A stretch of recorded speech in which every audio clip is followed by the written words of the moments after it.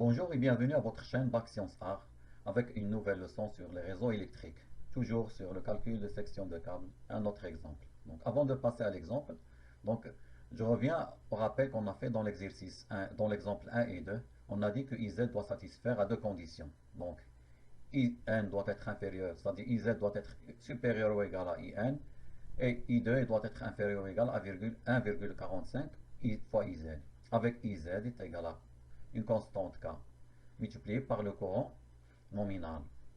On a étudié le cas pour les fusibles et pour les disjoncteurs. Donc pour les fusibles, on a le tableau suivant, et pour les disjoncteurs, on a donné le tableau suivant. Mais en cas général, ce que j'ai oublié de dire dans l'exemple 1 et 2, on prend toujours K est égal à 1. D'ailleurs, dans l'exemple 1 d'hier, on a pris K est égal à 1. Donc pour apprendre mieux à connaître le coefficient K ou à le maîtriser, je donne un petit exemple ici. Donc on prend le même exercice dans la page 38. Donc la page 38 du catalogue Schneider, elle est ici. Pardon, dans la page 39, donc elle est ici. Donc un câble en PR triphasé plus neutre. Donc 4 circuits à calculer. Étirés sur un chemin de câble perforé jointivement avec 3 autres circuits constitués. Donc c'est ça notre circuit. On a dit que on considère que le neutre est chargé. Dans notre exemple, on va étudier cet exemple avec neutre non chargé. Donc absence de courant dans des courants harmoniques dans les trois phases. Donc et on va prendre comme courant d'emploi IB est égal à 23 ampères. Donc 23 ampères au lieu de, dans l'exemple, ils prennent 58 ampères. Nous, on va prendre 23 ampères. Il faut suivre les mêmes démarches qu'on a fait dans l'exemple 1 et 2. Donc K1, on a trouvé, est égal à 1. K2 est égal à 0,75. K3 est égal à 0,91. Toujours en allant dans la page 38, le même catalogue. On a utilisé le facteur de correction pour le neutre chargé, qui était égal à 0,84. Nous, dans notre exemple qu'on étudie maintenant, on a dit que le neutre n'est pas chargé. Donc, on va prendre un Kn est égal à 1. Pour le cas S, c'est-à-dire pour le cas de la symétrie, on suppose qu'on respecte la symétrie. Donc, Ks est égal à 1. Donc, on aura le facteur suivant. Donc, le facteur de correction, je l'ai appelé KC, juste pour différencier avec le cas ici. Donc, K de correction, le facteur K de correction est égal à K1 multiplié par K2 par K3. Kn et Ks est égal à 1. Donc, on a trouvé 1 multiplié par 0,75 multiplié par 0,91 qui est égal à 0,68. Donc, un facteur de correction globale, Kc, qui est égal à 0,68. Donc, et on va étudier les deux cas pour bien maîtriser les deux tableaux. Donc pour un disjoncteur, donc dans l'exemple ici, ils disent à page 38, dans la page 38, ces tableaux sont utilisables que pour des canalisations non enterrées et protégées par disjoncteurs. Nous, on va étudier deux cas, donc les deux cas, donc protégés par disjoncteurs et protégés par des appareils affusibles. Donc pour le cas de disjoncteur, donc IZ est égal à, on a dit la formule K fois N, ici. Donc, et en cas général, on a dit que K est égal à 1. Donc, on va prendre le K est égal à 1. On va utiliser le cas général. Donc, K est égal à IN est égal à 25 ampères parce qu'on a pris le courant nominal juste supérieur au courant d'emploi. Donc, le courant nominal ici, le courant d'emploi était de 23 ampères. Et on prend juste le courant nominal supérieur qui est égal à 25 ampères. Donc IZ est égal à 25 ampères. I'Z est égal à IZ divisé par Kc. Kc est égal à 0,68. C'est le facteur global de correction qui est égal à 25 divisé par 0,68, le courant nominal, qui est divisé par, 0, par le coefficient de correction, est égal à 36,8 ampères. Et on va, I'Z est égal à 36,8. On a dit qu'on a le coefficient, pour la lettre de sélection, on a E. Pour l'isolant, la nature de l'isolant, on a le PR. Et on a trois conducteurs chargés. Donc ici E, PR avec trois conducteurs chargés. On a un courant de 36,8 ampères. Elle est située entre 31 et 42. Donc on va prendre celui qui est juste supérieur, donc qui correspond à 42 ampères, et on va trouver une section de 4 mm² pour le cuivre. Et pour l'aluminium, dans la même colonne, donc on a trouvé 36,8 ampères pour I'Z. On est ici dans cette zone. Donc on va prendre celui qui est supérieur, juste supérieur, c'est 43. Et on va trouver une section de 6 mm². Donc on revient dans l'exemple. Donc dans la colonne 42, on a trouvé un courant, on a dit, de 36,8 ampères. Donc dans la colonne de 42 ampères, on a trouvé une section pour le cuivre de 4 mm². Et dans la colonne de 43 ampères, juste supérieure à 36,8, donc pour l'aluminium, on a trouvé une section de 6 mm². Donc dans le cas de fusible, on va ici utiliser le facteur K, ici. Donc IZ est égal à K fois IN. IN, on a dit qu'il est égal à 25 ici. On a pris égal à 25 ampères. Donc 25 ampères, on va au tableau. Donc IN compris entre 25 et 10. Donc on va prendre le coefficient K est égal à 1,21. Donc K multiplié par 25 ampères, ça nous donne 1,21 multiplié par 25 ampères. Ça me donne un courant de 30,25 ampères. Dans le cas de disjoncteur, on a pris IZ directement est égal à IN. Ici, dans le cas de l'appareillage avec fusible, donc on a trouvé un courant de 30,25 ampères pour IZ.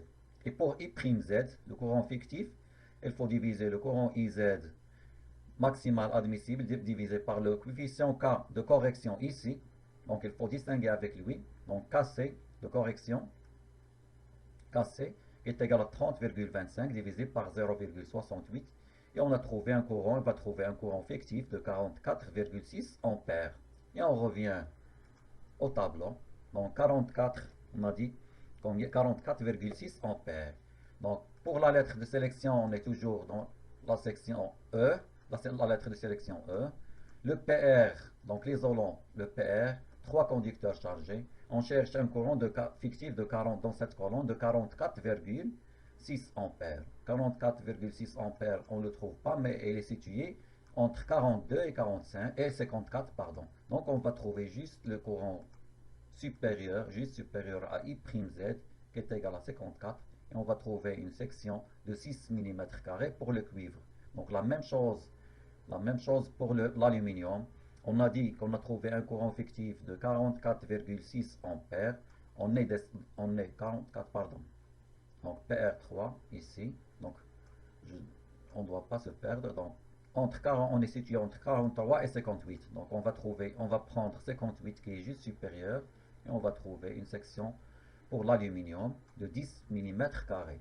Donc on revient à l'exemple. Donc dans la colonne de 54 ampères, donc juste supérieur à 40, ici, à 44,6 ampères, on a trouvé 54 qui est juste supérieur pour le cuivre, une section de 6 mm², et pour l'aluminium, on a trouvé une valeur de 58 ampères ici, donc pour l'aluminium. Et on va prendre une section de 10 mm². Donc on continue ici avec notre exemple. Donc il s'agit du circuit suivant. Donc composé du câble C1, de 3 câbles C1, C2 et C3. Donc le câble C1 est alimenté à travers un disjoncteur D, sous tension, donc tension secondaire et 400 volts, un courant d'emploi de 120 ampères, la longueur du câble est de 100 mètres. Donc le câble, c'est un câble monoconducteur en cuivre. L'isolant c'est le PVC sur chemin de câble perforé. Donc on est dans les conditions de température ambiante de 40 degrés Celsius. Donc triphasé, plus le câble neutre, plus le conducteur de protection.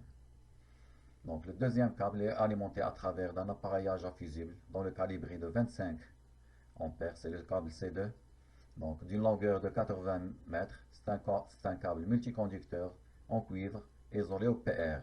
Donc il alimente un moteur triphasé. Donc triphasé, il est composé de 3 phases plus le conducteur de production.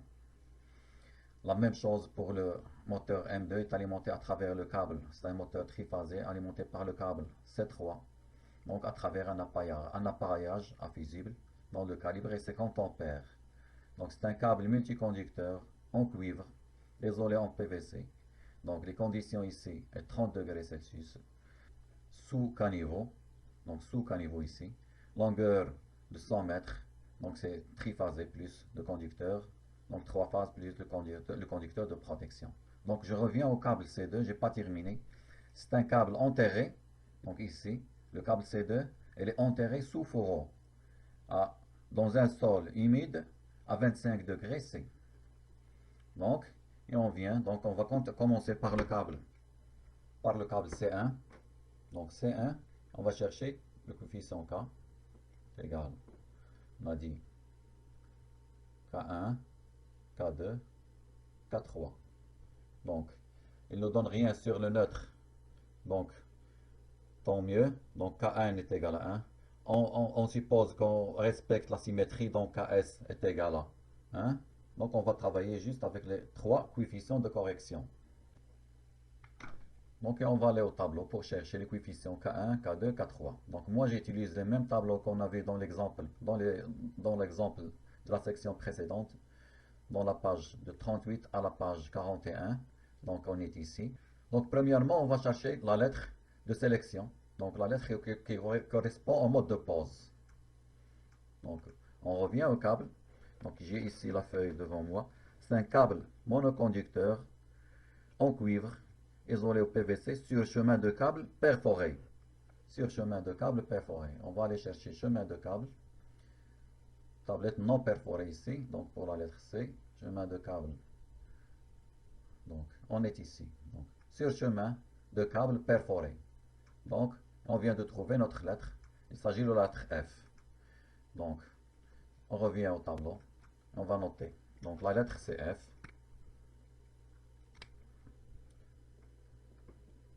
La lettre de sélection, c'est F. Donc, pour le câble 1. Donc, on va aller chercher K1. Donc, K1, c'est le facteur de correction qui prend en compte le mode de pause. Donc, K1, on a la lettre F.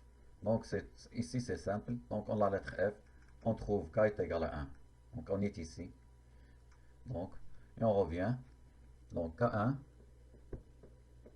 est égal à 1. Donc, on va aller chercher K2. Donc, le facteur K2 qui prend en compte l'influence mutuelle des circuits placés côte à côte. Donc, ici, on est dans cette zone-là. La lettre F. Le facteur de correction K2 prend en considération le nombre de circuits ou de câbles multiconducteurs. Ici, on a un seul circuit. Donc, K2 est égal à 1. Dans toutes les conditions, K2 est égal à 1. Donc, K2 est égal à 1. Et on va aller chercher K3.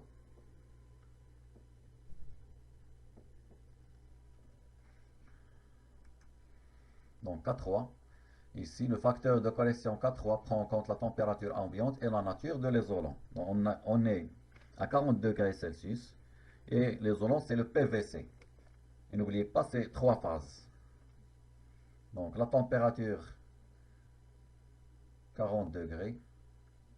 Ici, on n'a pas besoin de le nombre de phases, mais juste de la température ambiante, 40 degrés, et le PVC. Donc, on est dans cette zone. Le PVC, il est là. 40 degrés, elle est là. Donc, K3 est égal à 0,87. K3 est égal à 0,87. Je vais faire la même chose pour les autres. Et après, on revient pour les calculs. Donc, K est égal à K1, K2, K3. Même chose ici. K1, K2, K3. Donc, on commence par la lettre de mode de pause de C2. Donc, C2, on a dit, c'est un multiconducteur isolé en cuivre, isolé au PR, enterré sous fourreau. Donc, ici, il faut faire attention. Donc, enterré, ça veut dire qu'on ne va pas utiliser le même tableau, mais on va utiliser le tableau dans la section D. Ici, la lettre de sélection, c'est D, qui correspond à des câbles enterrés. Donc, on revient ici. Donc, c'est un câble enterré. Donc, la lettre de sélection suivant le tableau est la lettre D. Et on va aller chercher, pardon, ici. Donc, c'est K4. Donc je vais effacer ici.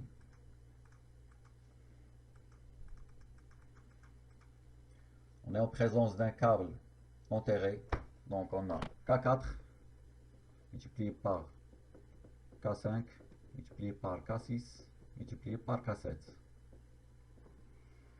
Donc on va utiliser le tableau qui correspond au câble enterré. Donc on a trouvé la lettre de sélection D. Donc on va aller voir le facteur de correction, donc la définition. Le facteur de correction K4 prend en compte le mode de pose. Donc on a des fourreaux. Donc le conducteur C2 est dans des fourreaux. Donc un seul conducteur. Donc on est ici. Mais il ne faut pas oublier, on a vu dans l'exemple précédent, appliquer d'abord un coefficient général pour 0,8. Donc puis tenir compte de l'espace entre circuits et du nombre de conducteurs. On doit multiplier le K4 par 0,8 dans le cas de pose sous fourreau, conduit ou profilé. Donc c'est notre cas. Donc on doit les multiplier par 0,8. Donc K1, quand K4 pardon, on a trouvé est égal à 1, mais il faut multiplier par 0,8. Donc on va aller chercher K5. Donc K5 c'est le facteur de correction qui prend en compte l'influence mutuelle des circuits placés côte à côte. On a un seul circuit, donc K5 est égal à 1. Donc K5 est égal à 1. Donc K6. K6 c'est la nature de sol, si je ne me trompe pas. Donc le facteur de correction K6 prend en compte l'influence de la nature de sol. Ici on a un sol humide, donc j'ai la feuille ici. Donc humide, sous 25 degrés. Donc sol humide, K6 est égal à 1,13. On vient ici, on note K6 est égal à 1,13. Donc il nous reste K7. K7 c'est la température ambiante plus la nature de l'isolant. Donc K7 c'est le facteur de correction. K7 prend en compte la température ambiante et la nature de l'isolant. Donc on est ici. Donc on est à 25 degrés. Donc sol humide à 25 degrés. Isolé au PVC. Pardon. Isolé au PR.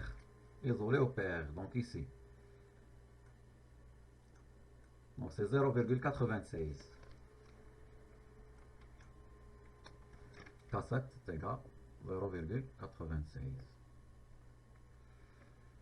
On va faire la même chose pour le C3. Donc C3, donc j'ai lu ici C3, c'est un câble multiconducteur en cuivre isolé au PVC 30 degrés sous caniveau.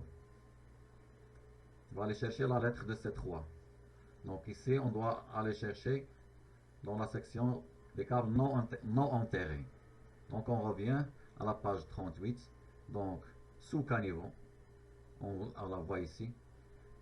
Donc c'est la lettre de sélection B. Donc le mode de pose sous caniveau. Donc la lettre de sélection est B. Donc B ici pour le C3. On va aller chercher K1. Donc K1 est égal. Et on revient au tableau. Donc K1 c'est le facteur de correction donc qui prend en compte le mode de pose. On a la lettre B et dans les deux colonnes ici. Donc câble dans des produits encastrés directement dans des matériaux, c'est pas notre cas, encastré dans des matériaux thermiquement isolés, câble multiconducteur, vide de construction et caniveau. Donc on est ici. Donc K1 est égal à 0,95. On note ici 0,95.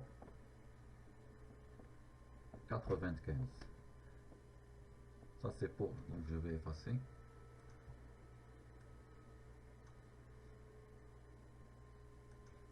Donc K1, 0,95. On va chercher K2. Donc K2 ici, facteur de correction prend en compte l'influence mutuelle des circuits placés côte à côte. Donc B, et on est ici, un seul circuit. Donc B, donc K2 est égal à 1. K2 est égal à 1. Donc K3. Pour le facteur de correction K3, donc l'isolant c'est le PVC. On est dans cette colonne. La température est 30 degrés. Donc notre facteur de correction ici K3 est égal à 1. Donc il est là. Donc K3 est égal à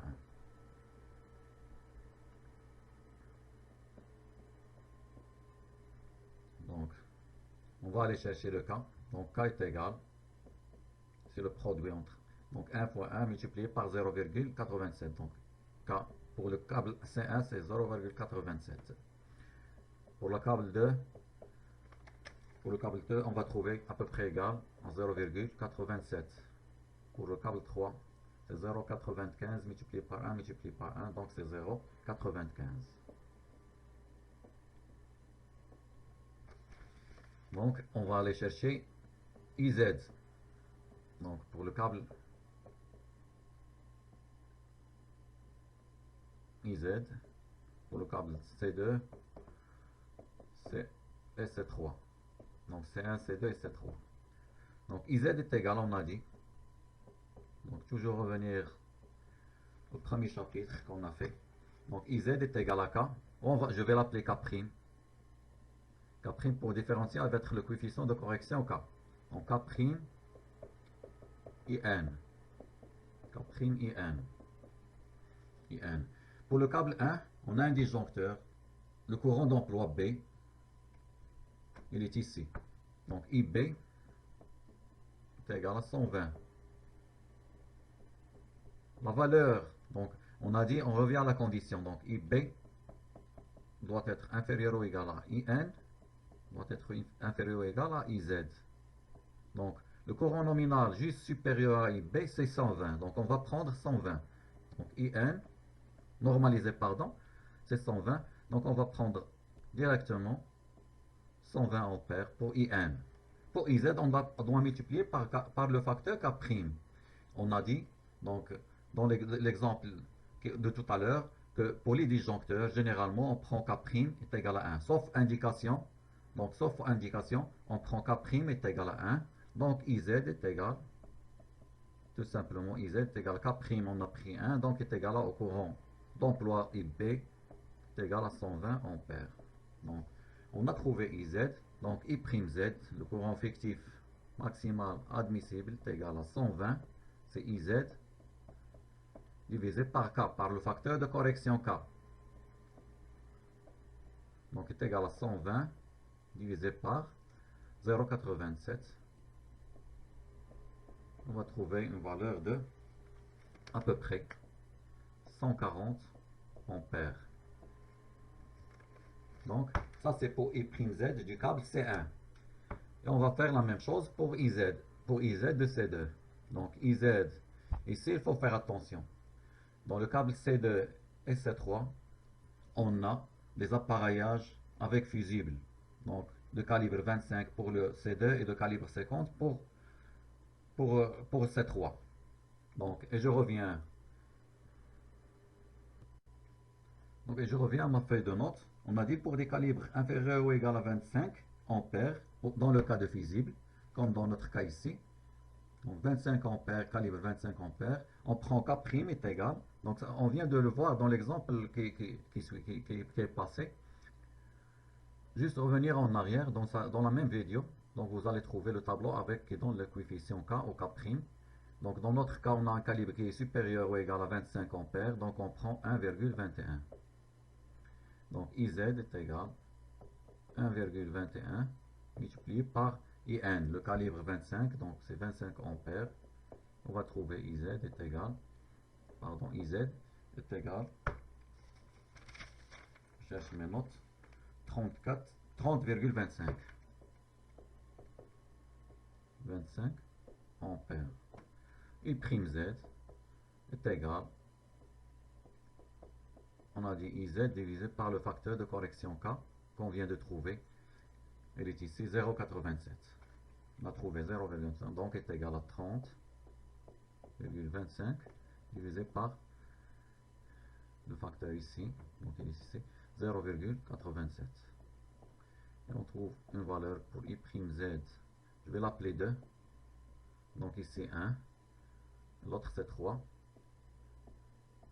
Donc I'Z, on trouve une valeur de 34,77 ampères. Et on fait la même chose pour le câble 3. Le câble 3, donc il est sous appareil, il est protégé avec des appareillages infusibles, donc 50 ampères ici. Donc 50 ampères. Donc on a donc, pardon, le calibre IN est supérieur à 25, strictement supérieur à 25. On prend K est égal, je reviens à la note. Donc vous revenez en arrière dans la même vidéo. Donc K est égal, K' est égal à 1,1. Parce qu'on a IN supérieur à 25 ampères. Donc IZ est égal à K' multiplié par IN, donc c'est 1,1 multiplié IN, c'est le calibre, donc c'est 50. Donc on va trouver IZ est égal à 55 ampères. I'Z est égal à IZ divisé par K, le facteur de correction qu'on a trouvé 0,95. Donc I'Z est égal, donc IZ 55 divisé par 0,95. Et on va trouver une valeur de à peu près 58 ampères. 58 ampères. Donc j'ai noté ici les courants qu'on a trouvé, les courants fictifs qu'on a trouvé, I'Z pour I1, donc I'Z1, 2 et 3. Donc pour le premier câble, I'Z on a trouvé 140 ampères et on va au tableau sous 40 degrés. Donc on a trouvé 140, donc le PVC, la lettre de sélection CF, donc la lettre de sélection CF, le PVC, 3 câbles chargés, on est en triphasé, un courant de 140, donc dans cette colonne, ici on a 138 et 168, on a dit qu'on prend le courant qui est juste supérieur, donc c'est 168, ça lui correspond une section de cuivre de 50 mm carrés. Donc on a dit que notre câble est en cuivre. Donc on prend 50 mm carrés pardon, pour le premier câble. Donc S1 est égal, pardon, 50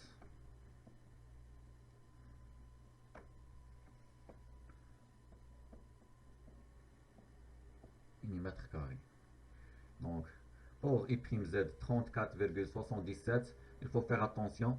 Donc c'est un câble enterré. Donc on doit chercher dans la colonne, dans le tableau, pardon, qui correspond au câble enterré. Donc on est à la page 41. À la page 41, on a un câble triphasé PR au PR avec un courant de 34,77. Donc PR, on est ici. 3 conducteurs chargés, PR. On cherche le courant fictif qu'on a trouvé de 34,77, 34, on est ici.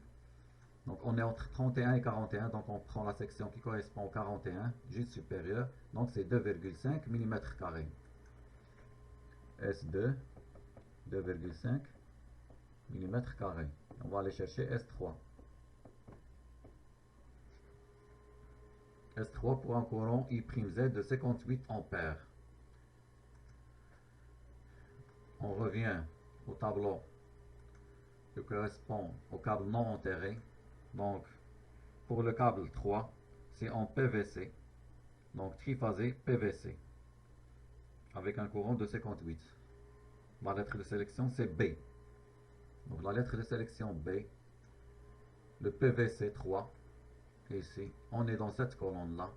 Donc on va aller chercher un courant fictif de 58 ampères. 58 ampères, on est dans cette zone. On est entre 50 et 68. Donc on va prendre 68 juste supérieur. Donc il correspond à une section de 16. Donc on travaille toujours pour le cuivre pour les 3 câbles. Donc c'est 16 mm carrés. Et on note ici S3 est égal à 16 mm carrés.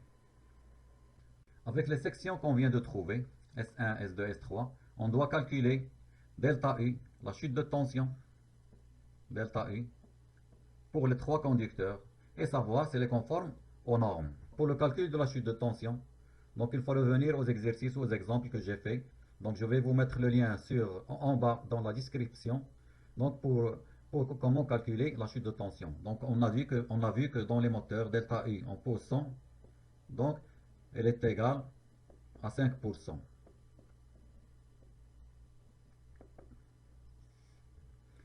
Et on sait que delta U est égal racine carrée de 3, donc on est en triphasé, racine carrée de 3, I, le courant I, R, cosinus phi, plus X, sinus phi. Donc avec R est égal à ρ, donc la résistivité du conducteur multiplié par la longueur divisé par la section. Donc c'est en ohm, c'est la résistance du conducteur. Donc ρ, résistivité. Donc il faut revenir aux exemples qu'on a fait. Donc vous trouverez le lien sur la description. Donc elle est en ohm, millimètre carré par kilomètre. La longueur, on va la prendre en kilomètres, la section en millimètres carrés. X c'est la réactance. Donc on va négliger X pour des sections inférieures ou égales à 50 mm². Donc X est égal à 0. Donc ici, en l'absence de données, et pour des sections supérieures ou égales à 50 mm², on va prendre X est égal à 0,08 ohm par kilomètre. Donc nous, on est dans le cas où la réactance est négligeable. Donc pour les trois câbles, donc on va prendre X où la réactance est égale à 0. Et on va calculer les autres valeurs. Donc la même chose pour les autres. Donc on va prendre seulement la delta U est égal à racine carrée de 3i r cosinus de phi. La même chose i cosinus de phi. Donc pour les trois, donc dans cet exemple, on va prendre un cosinus phi est égal à 0,8. Donc ici, pardon, pour le câble 1, donc ici on va prendre une chute de tension, la chute de tension admissible, pardon, delta U sur U est égal à 3%. Donc on va prendre 3%. Donc pour le câble 1. Pour les deux autres câbles, on va prendre 5%. Donc il y a un cosinus phi pour l'installation de 0,8 et on va calculer R. Donc R est égal. La résistivité de cuivre est égale à 22,5 multiplié par la longueur, on a dit en kilomètres, donc 0,1. On a une longueur de 100 mètres. Donc ici, 100 mètres. Divisé par la section, on a trouvé 50. Donc on va trouver une résistance de 0,045. Non. Et delta U est égal à racine carrée de 3 multiplié par le courant. On a un courant d'emploi de 120 ampères multiplié par 0, la résistance 0,045 multiplié par 0,8. 0,8 c'est étant le cosinus phi. Donc delta U, on va trouver une valeur de 7,5 volts. 5 volts. Donc si je le mets en pourcent, donc on divise par U et je multiplie par 100 est égal 7,5. On a dit une tension entre phases de 400 volts, donc multiplié par 400 et multiplié par 100 pour le trouver en pourcentage. Donc je trouve une valeur de 1, à peu près 1,87%. Donc ça concerne le câble C1. Donc on vérifie avec la chute de tension admissible qui est de 3%. Donc on peut conclure que la section ici qu'on a trouvée S1 pour le câble 1 de 50 mm² est conforme. Donc on va la garder. Et on va faire le même calcul pour les deux autres câbles. Donc ici j'ai retenu les calculs qu'on a fait ou qu'on a trouvé pour la chute de tension. On a dit qu'il est égal à 1,87%, qui est inférieur à 3% ici, admissible. Donc S1 est une bonne section pour ce câble. Donc et on va passer à la section 2, ou au câble 2. Donc on va calculer la résistance, comme tout à l'heure, est égal à ρL sur S. Donc est égal à 22,5 multiplié par la longueur en kilomètres. Donc on a ici pour le câble 2 un câble de 80 mètres, donc c'est 0,08 divisé par S, la section, on a trouvé une section de 2,5. S2 est égal à 2,5 mm². On va trouver une résistance de 0,72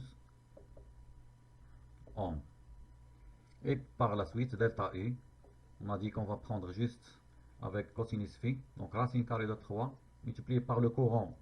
Donc il est donné ici par le calibre, c'est 25 ampères, multiplié par la résistance 0,72, multiplié par 0,8. Donc delta U est égal, on va trouver une valeur de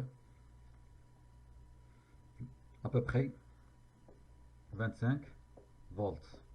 Delta U sur U en pourcent, donc on doit multiplier par 100, donc 25 divisé par 400 multiplié par 100. On va trouver une valeur de 6,2 volts. Donc, comme vous pouvez le remarquer, 6,2, pardon, pas 6,2 volts, mais c'est en pourcent. On a multiplié par 100, donc c'est en pourcent, donc en pourcent, et comme vous pouvez le remarquer, elle est nettement supérieure à 5%. Donc admissible. On a dit que la chute de tension admissible pour le câble C1 et C2 et C3 est de 5%. Donc elle est ici. Donc on a dépassé la valeur. Et à cette valeur, il ne faut pas oublier qu'il faut ajouter la chute de tension pour le câble C1 qu'on vient de trouver. Donc c'est 6,2% plus la valeur qu'on vient de trouver ici, 1,87%. Donc on voit bien qu'elle est supérieure à 5%. Donc qu'est-ce qu'on va faire? On va passer à une autre section plus grande que celle-ci. Donc pour S2 est égal à 2,5%, on ne respecte pas la norme concernant la chute de tension. Donc on doit passer à une section supérieure. Et on va passer au tableau. Donc avant d'aller voir sur le tableau quelle section choisir pour S'2, j'ai déjà fait le calcul avec la section S2' est égal à 4 mm carrés. Ça m'a donné une chute de tension en pourcent égale à 4. Donc à laquelle on va ajouter la chute de tension de câble 1. Donc c'est plus 1,87. Ça me donne, elle est supérieure à 5%. Donc vous pouvez le faire vous-même, donc c'est la même chose. Et on va prendre donc la section juste supérieure à 4 mm carrés. Donc la section 4, on a pris ici la section 4. Ce n'était pas conforme aux chutes de tension admissibles. Alors on va passer à la section 6. Donc on a dit qu'on va prendre une section S'2 égale à 6 mm carrés. Puisqu'on a une chute de tension ici, il ne faut pas oublier le R. Donc multiplié par la résistance. Donc on a négligé le terme qui est égal à X multiplié par sinus phi. Donc il n'existe pas. Ici juste une petite astuce. Donc lorsque X, la réactance est négligeable, donc il nous reste juste le terme, ce terme-là, avec cosinus phi. Donc il faut faire attention. Cette astuce, elle est valable juste pour le terme où il y a le cosinus phi. Donc lorsque la réactance est négligeable. Donc il faut prendre juste la chute de tension qu'on a calculée pour 2,5 mm carrés, qui était égal à 6,2. Donc delta U sur U, on a trouvé 6,2. On va la multiplier par la section 2,5 et diviser par la nouvelle section, ici, 6 mm carrés. Donc on a ici une multiplication et une division. Donc et on va trouver une valeur de 2,6%. Donc vous pouvez vérifier le calcul, c'est-à-dire refaire le calcul, vous allez trouver une valeur de 2 pour une section de 6 mm carrés, une valeur de 2,6%, à laquelle on va ajouter, il ne faut pas oublier qu'il faut ajouter la chute de tension aux bornes du câble C1, donc est égal à 1,87%. Donc on est inférieur, c'est égal à 4,5%, on est inférieur à 5% la chute de tension admissible aux bornes des moteurs, pour les moteurs. Donc on va faire la même chose pour le câble C3. Donc pour le câble 3, on a delta U. Pardon, on va commencer par calculer la résistance d'abord. Donc la résistance est égale à ρ égale à 22,5 multiplié par la longueur. On a un câble de 100 mètres. Donc 100 mètres. Donc 0,1, n'oubliez pas. Divisé par la section, on a dit 16 mm carrés. Donc divisé par 16, on va trouver une résistance de 0,14 ohms. d'où delta U est égal racine carrée de 3 multiplié par le courant, on a un courant de 50 ampères, borne de câble qui circule dans le câble C3, multiplié par ρ, la résistance, pardon, 0,14, multiplié par cosinus phi 0,8. Donc on va trouver une delta U de 9,7, à peu près 9,7 volts. Donc delta U sur U, donc en pourcent, on va trouver une valeur de 2,4%. Donc à laquelle on doit aussi ajouter la chute de tension au bord de câble C1, donc plus pour vérifier si on est dans les normes, on doit ajouter 1,87% qu'on a trouvé pour le câble C1. On va trouver au total une valeur de 4,3%, donc qui est inférieure à 5%. Donc on est conforme à la norme. Et on peut dire que la section S3 est conforme aussi. Donc on va retenir la section 16 mm² pour le câble C3. Et on va passer pour calculer la section de conducteur neutre et la section du conducteur de protection. Donc pour la section de conducteur neutre, donc dans le cas dans l'absence des courants harmoniques dans les phases, on prend toujours la section de neutre est égale à la section de phase. Donc dans notre cas, et je vous ai promis, Inch'Allah, un exemple avec les courants harmoniques qui s'additionnent dans le neutre. Donc on va calculer et on va savoir comment calculer la section du neutre lorsqu'on a des courants harmoniques. Donc dans ce cas, on a l'absence des courants harmoniques, on prend la section de neutre est égale à la section du conducteur. Donc pour le câble 1, on a 50 mm², SN pour le conducteur de 6 mm² et pour le troisième c'est 16 mm². Donc pour le conducteur de protection, il réagit aux exigences suivantes. Pour une section de phase qui est inférieure ou égale à 16 mm², on prend la section de conducteur de protection est égale à la section de phase. Pour une section de phase qui est supérieure strictement à 16 mm² et inférieure ou égale à 35 mm², on prend comme section de conducteur de protection 16 mm². Donc, et pour des sections qui sont strictement supérieures à 35 mm² pour la section de phase, on prend SPE est égal à la section de phase divisée par 2. Donc, et on va passer, donc pour le câble S1, on a une section de 50 mm², donc elle est nettement supérieure à 135 mm², on va prendre SPE est égal la section de phase, on a dit, divisé par 2, donc c'est égal à 25 mm². Après, on va voir si on a une section normalisée de 25 mm². Sinon, on va passer à la section supérieure. Donc ici, on voit bien qu'on a une section normalisée de 25 mm² pour le cuivre. Donc, on garde pour le SPE, donc pour le conducteur 1, de 25 mm².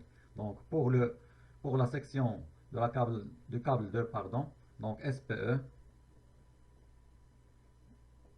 on est inférieur à 16 mm². SPE est égal à la section du câble, à la section de phase, pardon, donc est égal à 6 mm². Ici, on est inférieur ou égal, donc on a 16 mm², donc on va prendre ici SPE est égal à la section de phase, est égal à 16 mm².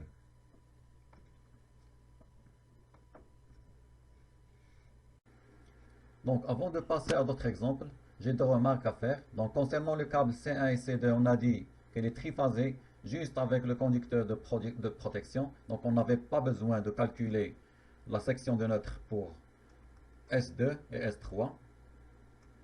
Donc, et pour la chute de tension en pourcent ici, donc delta U, donc pour le câble 1, C1, donc ici c'est C2, pardon, ici c'est C2 et C3. Donc, pour le câble C2 et C3. Donc, et pour la chute de tension du câble C1, donc on a trouvé une valeur de 1,87, c'est exact, mais ici j'ai multiplié par 400. Donc il fallait que je divise par 400. Donc c'est 7,5, donc c'est pas ça, 7,5 divisé par 400 volts multiplié par 100. Donc en pourcent, donc on va trouver une valeur de 1,87%. Merci de votre attention. N'oubliez pas de vous abonner à votre chaîne et je vous donne rendez-vous, Inch'Allah, pour une nouvelle leçon. Merci.